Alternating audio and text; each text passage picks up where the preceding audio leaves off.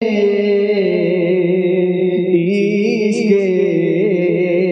خدا کی خوشبو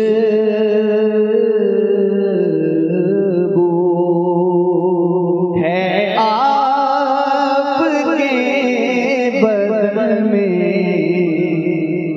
کب تک لگی رہے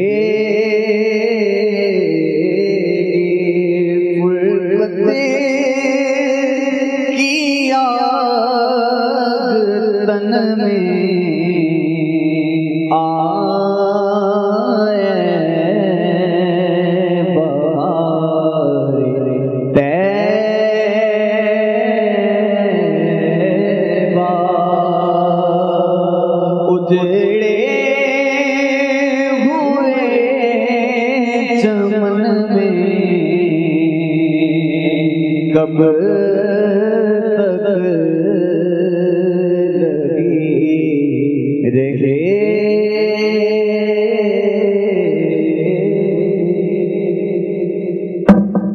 ٹائم کم ہے، حضور کا ذکر کرتے ہیں کہ بس پڑھتے ہی جائے، دل کرتا ہے ذوق ساری رات گزر جائے پڑھتے ہی جائے، ایسی بھوک چیزیں حضور جب یاد پارا چلے آقا صلی اللہ علیہ وسلم کی باتیں تو ہوتی رہے گی۔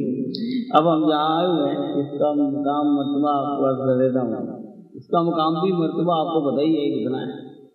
جس جگہ ہم آئے ہوئے ہیں اس کا مقام اور مرتبہ کون نہیں جانتا۔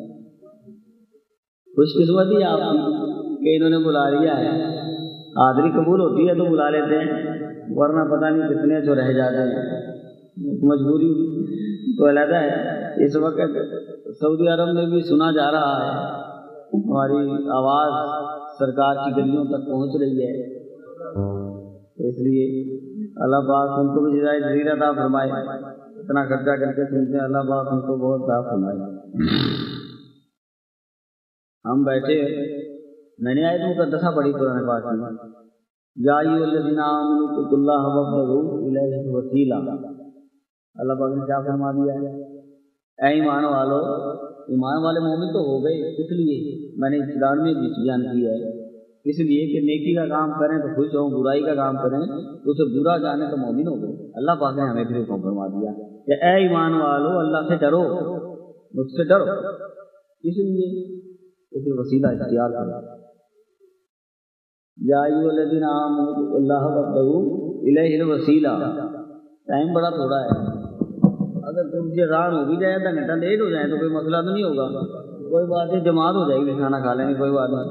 بات تو اس آیت کو تھوڑی سی تفصیل بیان کر ہی دیں تو اچھا ہے، کوئی بات سمجھ میں آئی جائے گی، تھوڑا سا وقت گزر بھی جائے گا تو حضور کے ذکر میں اور برکتیں ہی ہوں گی، تو یہاں سے خالی کون جانا، ٹھیک ہے نا؟ جس کو اچھا نہیں لگے گا وہ گھر چلا رہے، جو اچھا لگے گا بیٹھا رہے۔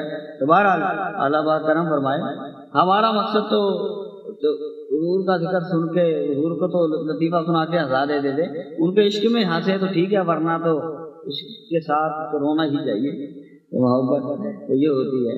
بھائی مجھے ایک بات عرض کرتا ہوں، وسیلہ اختیار کرنا چاہیے، کس لیے ہم وسیلہ کس لیے مانگتے ہیں کہ بے شمار مثالیں ہیں کہ ہم وسیلہ اختیار کریں، ہر چیز کا ایک وسیلہ اللہ پاک نے عطا فرمایا، بے شمار دنیا کے ہماری مادی زندگی کے اندر جو ہم روز مرہ کرتے ہیں اس میں بھی وسیلہ ہے، اور اس کی بے شمار مثالیں ہیں جو میں اس موقع پر سمجھا نہیں سکتا، ٹائم زیادہ ہو جائے گا۔ اس کے علاوہ بھی بے شمار اللہ پاک نے ہمیں نعمتیں، برکتیں اور عطا فرمائی ہے جو مادی زندگی کے اندر، ہماری دنیا کے اندر، جس میں ہم روز مرہ استعمال کرتے ہیں، کھانے میں، پینے میں، بیٹھنے میں، اٹھنے میں۔ اب آپ آئے ہیں، اگر بس نہ ہوتی تو آپ کو آتے ہوئے ایک ہفتہ لگ جانا تھا، سارے زیادہ لگ جانا تھا، تو بس کیا تھی وہ آپ کا وسیلہ تھی، اللہ خیریت سے پہنچائے آپ کو گھر، آپ کو جو مصیبت سکتی ہے اللہ خیریت سے پہنچائے۔ تو مقصد کیا ہے؟ اپنے بچوں کے پاس جن کے بچے آئے اللہ ان کو برکت عطا فرمائے، مزید بچے عطا فرمائے۔ تو بہرحال تو اس لیے ہم جو آئے ہیں تو وہ بھی بس میں بیٹھ کر آئے، وہ بھی ایک وسیلہ ہے۔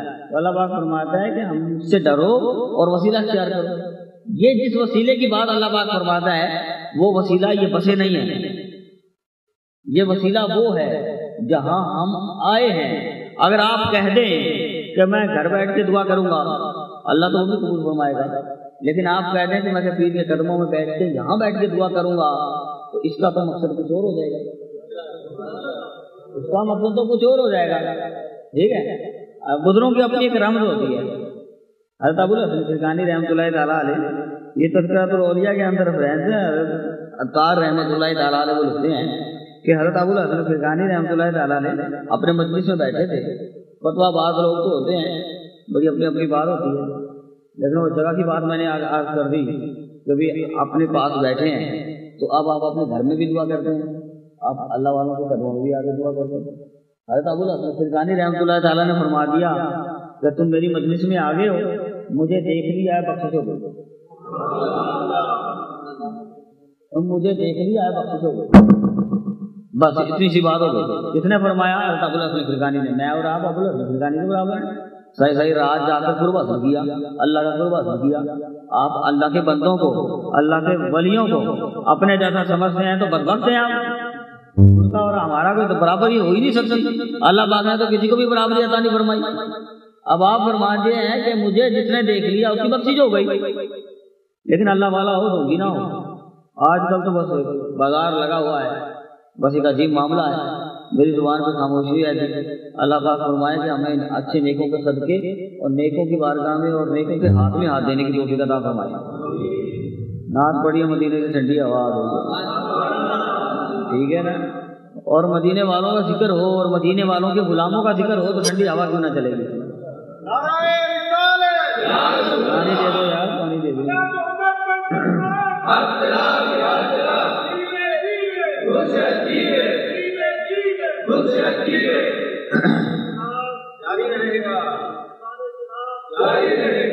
تو اس لیے اب مجلس میں بڑے بڑے لوگ بیٹھتے ہیں اللہ والوں کے، اپنے رمز عارفوں کی خفیہ کی اپنی ایک بات ہوتی ہے. انہوں نے کہا دیا جنہوں نے مجھے دیکھ لیا اس کی بخشش ہو گئی. تو پھر وہ بیٹھا تھا محمود غزنوی، بادشاہ تھا وقت کا، خلیفہ تھا. کہنے لگا کہ ابو جہل نے بھی تو رسول اللہ صلی اللہ علیہ وسلم کو دیکھا تھا، تم ماذا اللہ رسول اللہ صلی اللہ علیہ وسلم سے بڑھ گئے، وہ جنت میں کیوں نہیں گیا؟ بڑی بات ہے. اب آپ کو کوئی سوال کر دے گا تو بچ جائیں گے آپ. اگر کوئی یہ بات کر دے اب رسول اللہ صلی اللہ علیہ وسلم کے صحابیوں کا درجہ تو آپ اور میں برابر نہیں ہو سکتے، ہم تو ان کے غلاموں کے برابر نہیں ہو سکتے، ان کے در کے کتوں کے برابر نہیں ہو سکتے. تو صحابیوں کا درجہ اور پھر رسول اللہ صلی اللہ علیہ وسلم کا درجہ تو بڑا ہے. تو میں مجھے بھی کہنے لگا کہ بھائی جناب کہ ابو جہل نے تو رسول اللہ صلی اللہ علیہ وسلم کو دیکھا تھا، وہ جہنم میں کیوں چلا گیا؟ یہ کہلاتا بات ہے کہ اس کی انگلی جہنم میں نہیں گئی تھی. یہ میرا ٹاپک نہیں ہے، یہ میری کسی وقت اگر ہمیں مثالیں آ رہی ہیں ہماری 12 محفلیں اس میں چلتا رہے گا، شوق رہے گا، وہ پھر بتاؤں گا کہ انگلی کیسے نہیں چلی تھی. تو اس لیے تو وہ کہنے لگا کہ ابو جہل نے تو رسول اللہ صلی اللہ علیہ وسلم کو دیکھا تھا، وہ جہنم میں چلا گیا، اور تم کہتے ہو ابو الحسن فرقانی کہ مجھے دیکھنے والا جو ہے وہ جنت میں چلا جائے گا. تو پھر بات وہی ہے، مدینے جاتے ہیں ہزاروں، دیکھتا ہے کوئی. جب حضرت ابو الحسن فرقانی کے پاس یہ بات پہنچی تو انہوں نے کہا کہ میں تمہیں قرآن پاک سے، آپ نے فرمایا، کسی نے پوچھا کہ حضرت یہ کیا بات ہے، آپ کہتے ہیں کہ مجھے دیکھنے والا کی بخشش ہو گئی اور ابو جہل کی بخشش نہیں ہوئی، اس نے تو رسول اللہ صلی اللہ علیہ وسلم کو دیکھا. آپ نے فرمایا اس نے رسول اللہ صلی اللہ علیہ وسلم کو دیکھا ہی کوئی نہیں. ابو الحسن فرقانی رحمۃ اللہ فرمانے لگے کہ اس نے رسول اللہ صلی اللہ علیہ وسلم کو دیکھا ہی نہیں. میں نے ابھی آپ کو بتایا ہے کہ میں اور آپ رسول اللہ صلی اللہ علیہ وسلم کی حد کو بڑھا سکتے ہیں. حد تو اس کی ہوگی جس کی کوئی حد ہوگی، اس کی شان بڑھائیں گے. ارے ان کی تو حد ہی کوئی نہیں ہے، حد ہی کوئی نہیں ہے، تو میں اور آپ کیا بڑھائیں گے ان کی شان آقا علیہ السلام کی. تو وہ فرماتے ہیں کہ انہوں نے تو رسول اللہ صلی اللہ علیہ وسلم کو دیکھا ہی کوئی نہیں. اچھا تم کہتے ہو کہ دیکھا ہی کوئی نہیں، تو پھر یہ اس بات کو ہم کیسے مانیں؟ انہوں نے کہا قرآن پاک میں اللہ پاک نے فرما دیا سورہ اعراف کے اندر، اللہ پاک نے فرمایا وَتَرَاهُمْ يَنْظُرُونَ إِلَيْكَ وَهُمْ لَا يُبْصِرُونَ. اللہ پاک نے فرما دیا اس شعر کی بات ارشاد فرما دی. تو مدینے جاتے ہیں ہزاروں دیکھتے ہیں، یہ بات ارشاد فرما دی اللہ پاک نے قرآن پاک میں. کیا فرمایا؟ تو دیکھے گا، تو رسول اللہ صلی اللہ علیہ وسلم کو دیکھے گا، تو دیکھے گا انہیں کہ وہ دیکھ رہے ہیں مگر تجھے نظر نہیں آئے. یہ میرا اشارہ آپ کی طرف نہیں ہے، ہم تو دیکھنے والوں میں سے ہیں. ہم کیوں نہیں دیکھنے والے؟ ہم تو در کے غلام ہیں. حضور ہمیں دیکھتے ہیں، ہم حضور کو دیکھتے ہیں. وہ تو ہمیں ہمارے لیے فرماتے ہیں ماشاء اللہ میرا ہاتھ کا اشارہ ایسا کرا جائے، تو آپ نہیں، ہم تو غلاموں میں سے ہیں، ہمیں نہیں ضرورت. ہمیں تو حضور ہمیں دیکھتے ہیں، ہم حضور کو دیکھتے ہیں. اور وہ تو فرماتے ہیں کہ مجھ سے شدید محبت کرنے والے ہیں، تن من دھن سب قربان کر دیں گے میرے نام پر۔ صحابہ میں بیٹھ کر تمہیں کہہ رہا ہوں کہ وہ لوگ آئیں گے بعد میں تم سے زیادہ محبت ہوگی۔ صحابہ نے عرض کیا کون ہوں گے؟ حضور نے فرمایا وہ جنہوں نے مجھے دیکھا ہی نہیں ہوگا۔ ارے دیکھنے والا جہنم میں ابو جہل، اور ہم نے جو دیکھا ہی کوئی نہیں۔ ہمیں حضور فرماتے ہیں کہ تن من دھن قربان کریں گے۔ کتنی مائیں ہیں جو مجھے دیکھ کے سن رہی ہیں، اور کتنے ہم ہیں، ہم سب کہتے ہیں کہ بس مدینے جانا ہے۔ ارے کوئی کہتا ہے جنت میں جانا ہے، میں تو نہیں کہتا جنت کی قربانی ہے، ہم نے جنت میں نہیں جانا، مدینے جانا ہے، بار بار جانا ہے۔ جنت کو کیا کرنا لے کے، یہ سودا میں یہ سستا سودا ہے، اصل سودا مدینے کا ہے، مدینے جانا ہے بار بار۔ اس لیے حضور نے فرما دیا۔ ارے حضور کو پیار آ جائے تو اپنے غلاموں کے لیے فرما دیتے ہیں، ارے یہ ابو جہل تھا جس نے دیکھا حضور کو اور جہنم میں چلا گیا کہ دیکھا ہی کوئی نہیں۔ ارے جنہوں نے دیکھا، حضرت عثمان غنی کے متعلق حضور فرماتے ہیں، ارے میرے غلام کا گھر اور میرا گھر جنت کا باغ ہے، راستہ پورا۔ وہ دیکھنے والے تھے، اور جن غلاموں نے دیکھا ان کا گھر اور اپنا گھر تو جنت بنا دیا، اور جو قریب رہتے تھے دیکھتے تھے وہ جہنم میں چلے گئے۔ تو قرآن میں اللہ پاک نے فرما دیا تو دیکھے گا انہیں کہ وہ دیکھ رہے ہیں تیری طرف، حالانکہ تجھے نظر کچھ نہیں آئے گا۔ سورہ اعراف کے اندر قرآن پاک میں فرما دیا۔ ابھی تو ایک ہی بات ہوئی ہے، تو بہرحال مدینے بھی سنا جا رہا ہے، 4 بج گئے، اللہ کرم فرمائے۔ تو بہرحال تو وسیلہ تلاش کرنا چاہیے ہمیں، ایسی جگہوں پر دعائیں قبول ہوتی ہیں، بگڑی بنتی ہے، خالی کوئی نہیں جاتا، جھولیاں بھری جاتی ہیں، نعمتیں ملتی ہیں، برکتیں ملتی ہیں۔ اولاد نہ مانگو، بیوی نہ مانگو، زر مال کچھ نہ مانگو، ارے یہ تو سب مصطفیٰ کی خیرات ہے، تو بن مانگے مل جاتی ہے۔ یہ مہنگا نہیں ہے، یہ تو سودا نہیں ہے، یہ تو بن مانگے مل جاتی ہے۔ آپ نہیں بھی مانگیں گے پھر بھی ملے گا۔ مانگنے آئے تو مصطفیٰ کی محبت مانگے، مدینے کی حاضری مانگے، وہ مل جائے گا انشاءاللہ، وہ مل جائے گا۔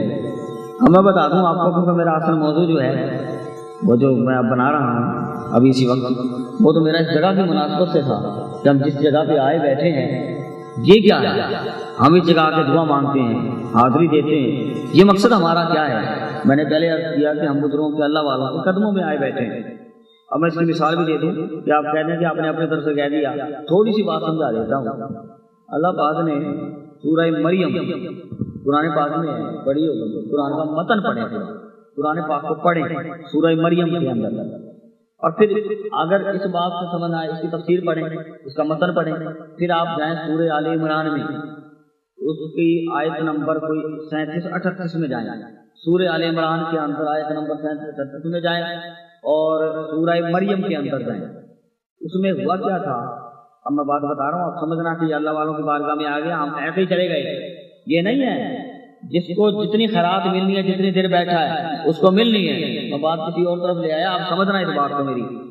اب اللہ پاک نے کیا فرمایا حضرت زکریا علیہ السلام کو، اب وہ تھے جانتے ہیں ان کو، ان کی جو زوجہ تھی ان کا نام تھا عیشا بنت فاقور۔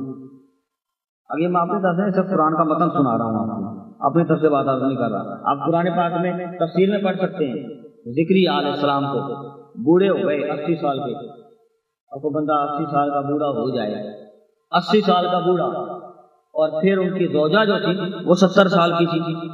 بات کسی اور طرف نکل جائے گی، بات لمبی ہو جائے گی، لیکن سمجھ آ جائے تو میں نے کہا تھا اذان ہو جائے تو اچھی بات چلتی رہے تو کوئی مذائقہ نہیں، کہ انہی کا پیاروں کا ذکر ہے۔ تو ان کی جو زوجہ تھی، یہ بات میں سمجھا رہا ہوں آپ کو کہ اسی ضمن میں ہم اللہ والوں کے قدموں میں آئے بیٹھے، یہاں پہ دعا کرنا ہے، کیا کرنی ہے، جو دل میں آئے گا مانگو گے، یہاں سے نہیں مانگنا تو کس سے مانگنا ہے، یہاں آ کے خالی چلے جائیں، یہ کیسے ہو سکتا ہے؟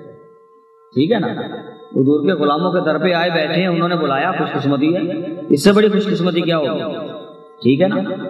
اچھا پھر کیا تھا، حضرت زکریا علیہ السلام کو، اب یہ پورا ایک بڑا چیپٹر ہے، اس کی تفصیل میں نہیں جانا چاہتا، میں مختصر بات سمجھا دیتا ہوں اس ضمن میں۔